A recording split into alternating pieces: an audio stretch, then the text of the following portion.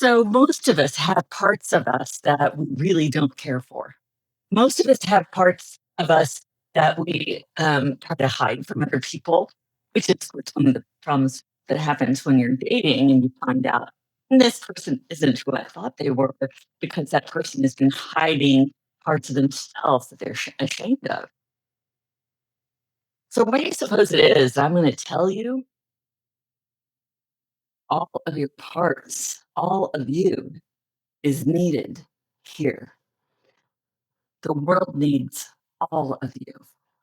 The funny thing is that I've always known that, but I've never fully understood what it is to be it. Melody Brooke, I'm a licensed professional counselor, marriage and family therapist, author, speaker, actor, filmmaker, and embracing all those different parts of myself is not always easy because people get all kinds of ideas about what that means and I have all kinds of ideas about what you're supposed to be.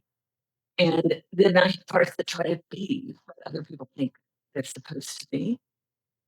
And in that process, abandoning myself, discovering all those different parts of me and what they bring and the importance of each part, even though they're parts that I'm not proud of.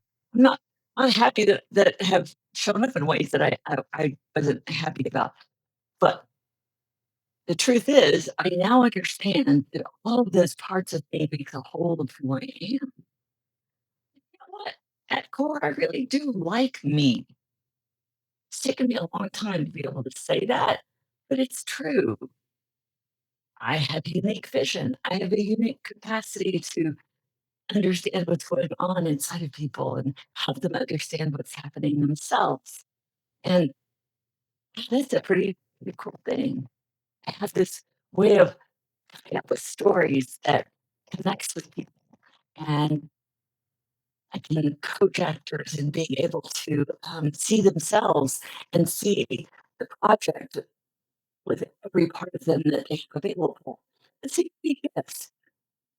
And I recently become where I can really acknowledge that and recognizing that all of us need all of our parts of us in order to be all of who we are, right? I mean, that just makes sense, doesn't it?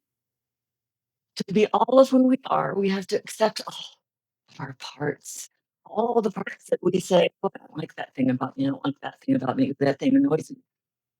Because I'm ADHD and dyslexic, I have a lot of those things about myself that I've not been fond of, and I've given myself a hard time over that I've beaten myself, parts of me beaten up myself for being that way, when in fact it's just who I am, and it's okay. Yeah. I mean, there are things I wish I could do better. One of the things, keeping track of times across time zones is a real problem with that. But knowing all of these parts of me, need to know each part ourselves. It's how we can explore our potential of what we have to share. And it's interesting because most of us fall into particular parts, kind of take over our lives. We have perhaps a part that's really good at managing, and so that part learns how to manage other people, manage projects. But then there's other parts of us that have spontaneity and creativity and maybe even some aggressive tendencies. But those all get shoved to the back. And once in a while, it pops through, and we'll think, "Oh, I'm so embarrassed. I don't know why I said that." And and you don't understand that that part of you is trying to get your attention so that you can embrace that part and discover more of your own potential, what you have in you. I was just listening to Brene Brown this morning, Dear Lady, and she was talking about how she believes that all was creative. I talk to a lot of people who say, "Well, I'm not creative." And I've never found that to be the case. Every one of us, I mean, we have innately a desire to and a vision for what we want to create. That's different in every one of us. For some of us, it might be, um, no, deep garden. For some of us, it may be how you decorate your house. For other people, it may be how you manage to organize your team. We all have creativity in us. We have to come up with that's what coming up with an idea is. If you ever come up with an idea, you are creative, and I'm pretty dang sure you must have come up with a lot of ideas in your lifetime.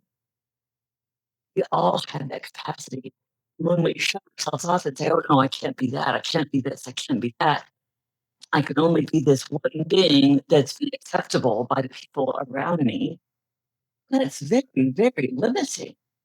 You cannot be the person that you were brought on this earth to be, limiting yourself to one particular goal or one particular part of you. You are way bigger than that. Now that can be scary, right? Because what if you've lived this life where, oh, let's just say you live in a, let's say, a $500,000 house in Frisco, and you have a couple of kids and a corporate job, but you discover inside of you is this person who just wants to spend all day in the forest and camping and guiding other people on how to fish and hunt and live in wild better. So what do you do with that part of you, right? And so it's a bit of a challenge because that will require you to listen, pay attention to, and develop the ability to allow that part of you to have an avenue for expression. And for some of us, that feels so frightening. We pretend that, well, I just have to ignore that part of me because, as I had one client say, it might just be a beach bum. Just hang out on the beach all day. And that's okay because there's still going to be a part of you that wants to be more productive.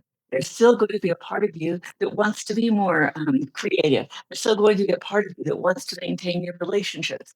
All of those things, all of those different parts are work. We have to work together. Ignoring one particular part, even if it just wants to lay around on the beach, means denying a part of you that will undoubtedly bring you great joy and celebration of yourself and give you hours of feeling good about you. Why do we deny ourselves these things? We deny ourselves these things because we believe that the two opposite things can exist at the same time. And I have recognized that there are people who do that, who spend half their year doing one thing, half their year doing something else. There are people who um, live in the city during the week and do their jobs, and every weekend they go camping. There are people who find ways to blend all of their parts and meet all of their parts' needs and listening to what's important. Growing up, of course, we're mostly channeled into a particular way of being that suits our parents, suits the school system, mm, suits our friends. And we push back those things that we want. We push back those things that we think are important. We push back those things that don't fit in the group, and we feel ashamed and we fight ourselves. And that's so sad. When I'm working with a client and I recognize that that's what's happened is that they're ignoring this huge impulse that they have to create something. Well, I see this person, the reason they're in my office is because they're depressed or they're anxious or they're dissatisfied in general with their life. They're feeling overwhelmed with stress that they don't know why. And it's because we have those parts of us that are going to insist that they get heard. And it's important to listen to those parts because those parts of you are uniquely you. All of us have uniqueness in this world, and all of those parts of you have uniqueness inside of you that is just waiting to be expressed. I want that for you. I want that for everybody. I recently was answering some questions, and it asked me, what do you love most about doing what you do? I said, well, I love the freedom that I have. And the truth is, I love the freedom that I help other people find. But that's really what I want from my clients is to discover the freedom to be who they are, to express themselves, to find their creativity, to find their purpose and meaning, and to be able to have the courage to step forth and do the things that you have all these different parts of you that want to do. And you cannot be fully yourself without all of them. I'm Melody Brooke. I'm a licensed professional counselor, a marriage and family therapist, I'm a mom, grandma, and I'm a filmmaker. I just made a film called 15 that is not completed yet. We've shot it, but it's still in the post production stages right now.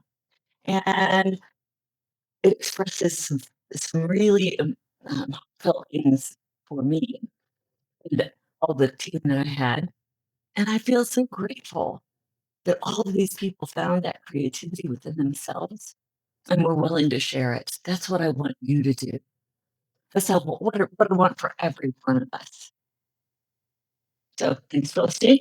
You can find out more about me at melodyfirst.com, and I'm here every Tuesday as much as I can be, 6 p.m. Central Standard Time. And I will see you next week.